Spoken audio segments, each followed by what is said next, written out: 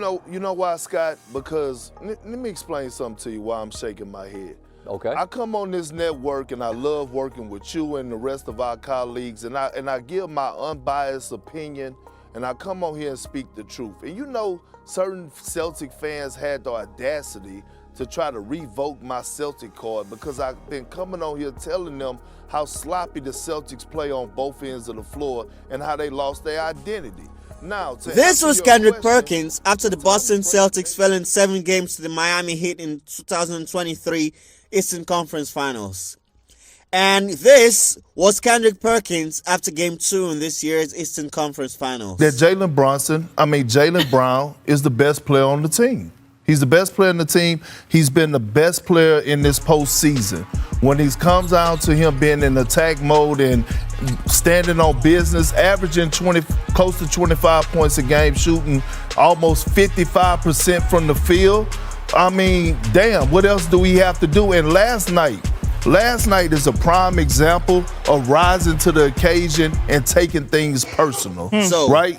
What really changed in the space of under a year? So last season was pretty tough for the Celtics. They were bundled out of the playoffs in the Eastern Conference Finals against the Heat. When asked about what he thought of the Boston team, Kendrick Perkins, a former Boston star, said it was time to split up the Jaylen Brown and Jayson Tatum duo. Oh. There you go. Outscored by 15 from the three-point line. Boston was 9 of 42 from three. That was a 21% in a Game 7 loss at home. Perk, this Boston team has got a couple of superstars, as we know, in Tatum and Brown. Brown had a rough night in terms of turnovers. Tatum gets injured, but no one's going to care about that in the offseason when everyone looks at this Celtic team as constructed and says, does this work? You're shaking your head no. What do they do? You know why, Scott? Because let me explain something to you why I'm shaking my head. Okay. I come on this network and I love working with you and the rest of our colleagues, and I give my unbiased opinion, and I come on here and speak the truth. And you know, certain Celtic fans had the audacity to try to revoke my Celtic card because I've been coming on here telling them how sloppy the Celtics play on both ends of the floor and how they lost their identity. Now, to answer your question, it's time to break Jaylen Brown and Jayson Tatum up. Jaylen Brown was horrible tonight. 8 turnovers, 8 for 23 from the field. Jayson Tatum hurt. This is the time that he's supposed to step up. And I just don't know if you're the front office of the Celtics, how much longer you're going to be patient with this duo.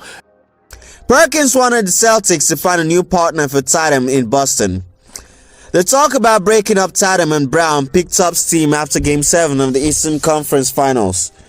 In that game, both stars didn't perform as expected. Tatum had a quiet night because of an injury, but Brown just couldn't step up with the NBA Finals on the line at TD Garden. Perkins was one of those pushing for a change. He even had some ideas on who could replace Brown as Tatum's main sidekick. That are going to be somewhat on the market, like a Trae Young and a Damian Lillard. And I think the front office, Brad Stevens and Whit Grousbeck, is going to have to take a hard look at whether or not they want to bring Jaylen Brown back and pair him up with Jayson Tatum, which I think they should. And I think they should go out there and try to get a Damian Lillard. And if they fall short of getting him, then go get a Trae Young. But I think it's time to end this relationship right now. That trade would have definitely shaken things up. Swapping the 26-year-old Brown for the 32-year-old All-Star guard Lillard would have probably been a blockbuster move. For what it's worth, Jayson Tatum was all in on keeping Jaylen Brown around, even taking to Twitter to spar with Kendrick Perkins about it. Completely took over this game with his triple-double of his career, his first triple-double of his career. He played a perfect game. Jayson Tatum went 6 of 14 from the field. They got the win. Carry on. So then Tatum replied, normalizing, uplifting one man without bringing down another one. JB played great. It's all right. Leave it at that. And then Perk, he had to reply again. It's not bringing anybody down, homeboy. My point is that I'm ready to see both of you have great games at the same time. Just like the rest of the world, we want to see if y'all can exist, can coexist. I'm standing on that. Carry on, youngster. So after all of that, Perk, what happened between you and Tatum? Well, let me say this. It's not any beef, okay? Me and JT, all right. And actually, Mama Tatum had something to say, and I respect it because she wasn't doing nothing but taking up for her baby, and it's all good. But here's the thing. That tweet has something to do with what I said 2 or 3 days before that when I said that they need to break up the two. And it's because when one is on, the other one is off. Now, Perkins isn't the biggest fan of the Celtics duo. Recently, before the 2024 NBA Finals, he even said they weren't the better duo of both teams. Here's the thing. When it comes down to Luka and Kyrie, I do think that they're the better duo. Such bold words. But let's rewind a bit. You see, there is no debate that Tatum is a top dog in Boston. As an MVP candidate for the past couple of years, he's continually improving his physicality and playmaking. Tatum is the centerpiece of Boston's offense, both as a scorer and facilitator. But who's the Celtics' second most important player? It has to be Jaylen Brown. This season, he's the second highest usage player and the second leading scorer on the team. Brown leads his team in drives and is arguably the best at getting to the rim, a crucial asset for a team that leans heavily in three-point shooting. When Tatum is off the court, the offense typically runs through Brown. This season, Brown has shown better decision-making in the paint, with his assist numbers up and turnovers down compared to last year. He's also the most effective transition player on the Celtics. When Brown comes downhill, it's a terrifying sight for defenses, something no one else on the team can quite replicate. You see, Jaylen Brown might actually be the Celtics' best player when you look beyond the flashy stats. 23-24 was hands down the best season of his career. Even though his touches per game went down significantly, his playmaking numbers stayed solid, showing he did more with less. His defense also reached new heights this year. Seriously, when was the last time you saw him get beat backdoor? Brown's playmaking numbers actually improved. He sets career highs in assists per game, assists per turnover, total assists, and assists per 100 possessions. Despite not making an All-NBA or All-Defensive team this year, Brown's impact was undeniable. Last season, he was named to the All-NBA second team, which allowed him to sign the richest contract in league history. While his scoring dipped slightly in 23-24 due to his Celtics star-studded roster, he still had his most efficient and overall best season yet. With Kristaps Porzingis and Drew Holiday joining the team, plus Derek White stepping up, Brown averaged 23 points per game, down from his career high of 26.6 last season. But he shot a career best of almost 50% from the floor, and like we said, dished out 3.6 assists per game. Defensively, he often took on the tougher assignments, contributing to Boston having the NBA's third best defense during the regular season.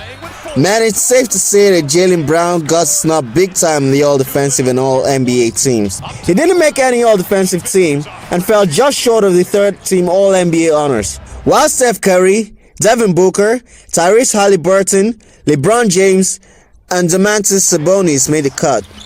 Meanwhile, Holiday and White got All-Defensive second-team nods, and Jayson Tatum snagged a well-deserved spot on the All-NBA first team. But it's kind of weird that the best team in the league had only one All-NBA player, right? Peyton Pritchard was straight up about it. Yeah, there's a lot of awards, obviously. Jayson Tatum was named yesterday to first-team All-NBA. Jaylen Brown left off of that. Is that something that you guys talk a lot about as a team? And do you have any kind of initial reactions to those? Well, I think, congrats to JT, obviously, very well-deserved. And JB, that was it's a snub for sure. I don't understand how you can be the number one team by a wide margin and only have one dude on that. And JB's been terrific all year, two-way player, so he definitely deserved to be on there. Then we also had D.Y. Not making an all-defensive team stinks even more for Brown. But hey, it's nothing new for him to be underrated by the league. Ultimately, Brown's focused on winning a championship, and he'll keep letting his game speak for itself. Speaking of which, despite the All-NBA and All-Defensive snubs, Brown has been instrumental in Celtics' playoff run, showcasing his two-way dominance all through.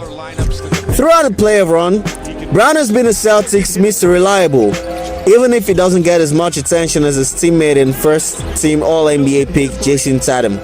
Brown was on fire during the Eastern Conference Finals, leading the Celtics to sweep the Indiana Pacers and book their tickets to the NBA Finals.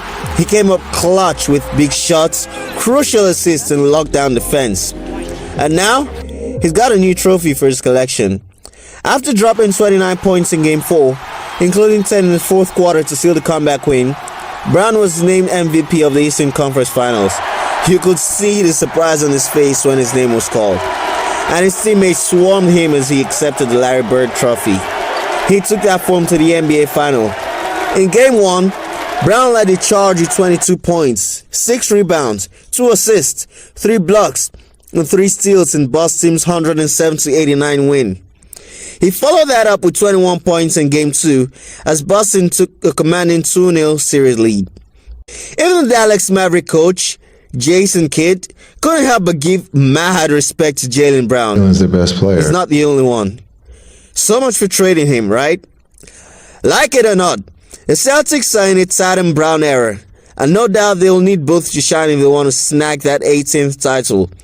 But if Boston takes it all, this trophy belongs to Brown, or at least it's his story.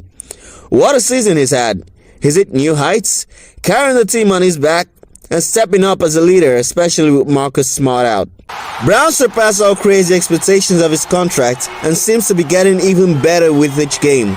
Seriously, he proved doubters wrong.